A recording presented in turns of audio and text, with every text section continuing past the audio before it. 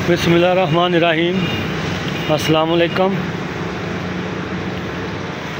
जिस तरह जिमीदार भरावां नूं पाकिस्तान इंडस्ट्री के हज़ारों के बारे असीं मालूमात दिंदे ने, अज असीं तुहानूं मकई ते आलू की सिंगल वाट वाला प्लांट का 5 भरे वाला उसकी मालूमात देंगे।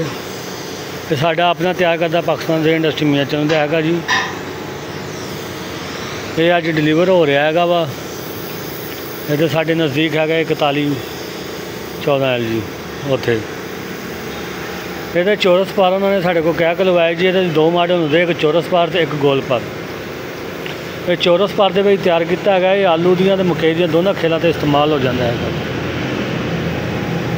उस बाद जो फ्रेम लाया वा चौरस फ्रेम है वा। ये जी फ्रेम के 2-3 मॉडल होंगे है जी। जोड़ा कस्टमर कहे वो मुताबिक उन्होंने ला के देता है। इनू मुकम्मल असी ब्राकट ला के फल इनू लाया है जी। देखो अगले तो पिछले हिस्से नाल इनू मुकम्मल एडजस्ट किया है जी। यदा 2.5 सूत्र मोटा परा है जी। ये परा 2.5 सूत्र भी होंगे तो 3 सूत्र भी होंगे वा। जिस तरह गाहक की डिमांड हो हिसाब नाल असीं उहनूं तैयार करके चलीए।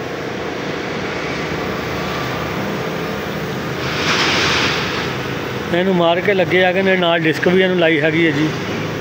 है वो अगला जो डिस्क का बाला है जी। असी प्लेट हाइड्रालिक लाने साढ़े को कह के उन्होंने पट्टी वाली हाइड्रालिक लवाई हैगी है।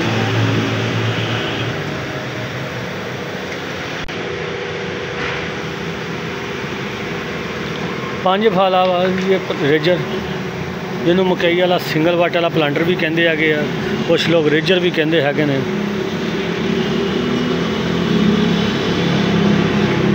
वीडियो बना के तो यूट्यूब पर छड्डण का यही मकसद होंदा कि जोड़े जिमीदार भरा घर च बैठे ने वो मालूमात लैके तो अपना जोड़ा अगर ऑनलाइन आर्डर करना चाहन या साढ़े को आना चाहन वो यूट्यूब तो नंबर लैके तो साढ़े नाल राबता कर सकते हैं जी।